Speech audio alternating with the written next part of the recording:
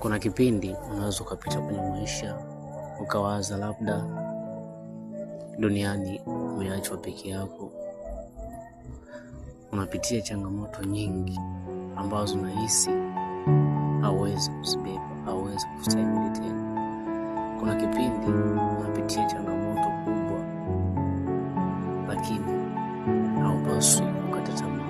Jipe moyo, kwa sababu changamoto ulionayo ni ya muda, haitadumu milele. Magumu, shida na taabu unazopitia leo ni za muda kidogo tu, hazitadumu.